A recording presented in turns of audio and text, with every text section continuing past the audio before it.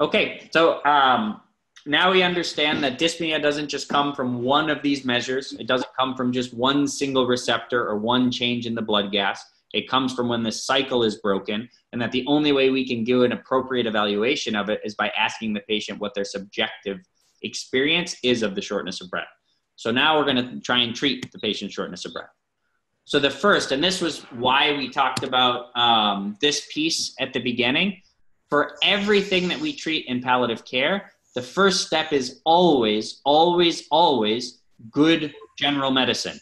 You never treat shortness of breath with a PE with just opioids or just oxygen. You always try and fix what the underlying problem is. If they have heart failure, you try and diurese them, you try to optimize their cardiac function so that their shortness of breath gets better from what the underlying cause is. So for every patient you take care of, the first line of treatment for their dyspnea is to figure out what's causing it and to try and fix it. Your general medicine skills. So if they have a pneumonia, you treat with antibiotics. We're not going to go into details, but I just want to make sure this is very, very clear. If they're severely anemic, you potentially transfuse if you think it's indicated. If they have pulmonary edema, you think about doing a potential TAP or for the pleural effusions. And for pulmonary edema, you could do diuresis. So you know these things. We're not going to do an internal medicine lecture right now. I think the key piece is what we call refractory dyspnea means you've already done all of these things. You either know what it is and are actively treating it, or you've done everything you can to figure out what it is, and the patient has refractory dyspnea. So refractory dyspnea is dyspnea that we are not able to fix or resolve with the general medicine piece that you're all learning to do. That's when, for refractory dyspnea, for patients with severe shortness of breath that are palliative care patients, so with a serious illness that's progressive, the gold standard for treatment of that shortness of breath is opioids. So a quick question, who in the room has used opioids in the past to treat shortness of breath? Not pain, but shortness of breath. Wonderful. That's great. So I've spoken about this in a number of different countries in Africa, and it's not uncommon where I speak about this that people tell me, well, of course you can't use opioids to treat shortness of breath because it will cause respiratory depression. Who's heard that before? It's a very commonly held, so we'll talk about it a little bit today. But to be absolutely clear, so the first step is always to treat whatever the underlying cause is, and then whatever amount of shortness of breath is left over that we can't manage, opioids are absolutely the gold standard to treat that. So just to give a quick idea, so for an opioid naive patient, we're talking very, very low doses. If it's IV 1, maybe 2 milligrams, you would only do 4 milligrams if it's a very large patient, but you would probably do smaller than that. And for oral, we will sometimes start as low as 2 or 3. Usually we don't have to get much higher than 5 or 10 milligrams.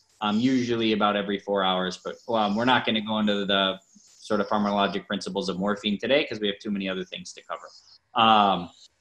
So just to give you an idea, so opioids absolutely are the gold standard of treatment. So how exactly they work, there are some effects on the vasculature in the lungs. Some of it also acts centrally because you remember the actual feeling of dyspnea is from this afferent-efferent mismatch that the brain processes and feels it's not compensating. So we know part of the effect of opioids is actually centrally where that brain is sensing that mismatch. And in some ways it sort of helps the brain not feel that mismatch as strongly and then helps subjectively with the feeling of shortness of breath. But there's a big component of we don't fully know how or in what way the mechanisms are that opioids help. But absolutely, there's been many, many studies to show, and certainly in my own experience, it's an incredibly effective medication for refractory dyspnea. So this is one question that people will get a lot. So there was a question of, okay, well, we can treat their shortness of breath with opioids, but doesn't that mean their life will likely be shorter? So say you have a patient with a severe lung cancer who's nearing the end of life, and if you use opioids to make their shortness of breath feel better, won't it mean that their outcomes will be worse, or they might actually live shorter amounts of time? So this has actually been studied, and I think this is a piece that I really try to get out there. For low-dose opioids with patients with severe shortness of breath, there have now been studies to show that it actually probably improves their survival. So they actually live longer. And to give you examples from my own practice, if you have a patient that's mainly in a wheelchair, can do very short amount of exertion or is able to walk, but they get so short of breath it keeps them in bed or in the chair all day. And we give them very low doses, maybe 5 milligrams of oral morphine 4 times a day, maybe 10 max. What we often will see is these patients now can tolerate walking 20 steps instead of 5 steps. They're able to stay more active. They're able to enjoy their lives and do the things that they want to do, which is likely a big part of why they potentially end up living longer. So this isn't using extraordinarily high doses for patients that are at the ICU. We're talking patients that are severely ill with moderate to severe shortness of breath, but that are still active. There is evidence to show that this can actually improve their survival. So opioids are absolutely safe for these sorts of patients. Any questions about the use of oil? So I guess one thing just to very briefly touch on. So opioids absolutely, when used in very, very high doses, and that depends on what the patient's tolerance level is, a side effect of opioids is respiratory depression. That is a fact. However, if you're using the opioids in appropriate doses and you're only increasing by doubling the dose, a max of doubling the dose, and then seeing how the patient responds, respiratory depression should be something that you never see from the effect of the opioids. So palliative care specialists talk about it like a never event, that if we prescribe appropriately and are using our principles of how we use our opioids, we should never be causing respiratory depression in our patients. So at low doses, it's incredibly effective for shortness of breath. At significantly higher doses, and for every patient's tolerance level, it's different, and we won't go into the details of that today. It's only at inappropriately high doses that it would cause respiratory depression. But at low appropriate doses for any individual patient or what they're able to tolerate, your risk of respiratory depression, so long as you're following appropriate prescribing rules, is close to 0.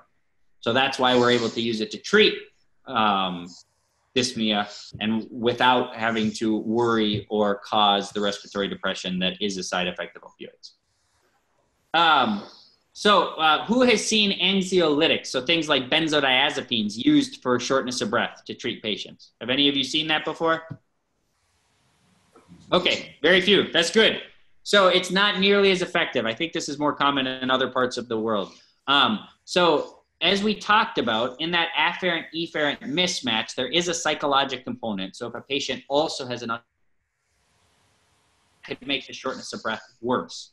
However, anxiolytics, so things that help treat their anxiety, primarily benzodiazepines is what we're talking about here, does not directly treat shortness of breath. It does not make that afferent-efferent mismatch better.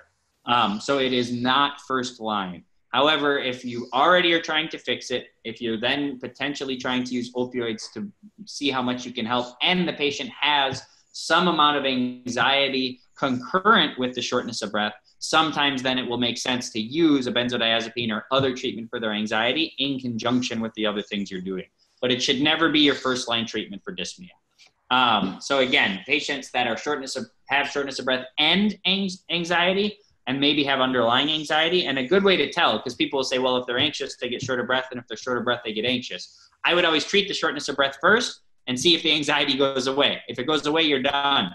If you treat the shortness of breath and they still feel anxious, then you know there's a component of anxiety as well. But I would always try and target the shortness of breath first before trying to target the anxiety. This is another thing that I think is really, really important, especially for very sick patients that are potentially nearing the end of life.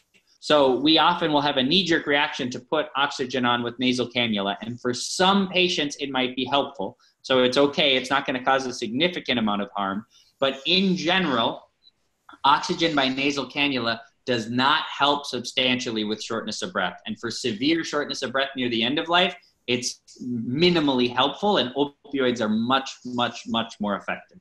Also, another thing I'll often see is for very, very sick patients that are in the hospital and you think their prognosis is days to potentially weeks, I have seen them start to get a lot of dryness in their nares, and this can actually start to become very, very uncomfortable. And then the last piece that I will mention, so certainly opioids can be helpful, but you might not always have access to them. And also there's sometimes other easier things that we're able to do.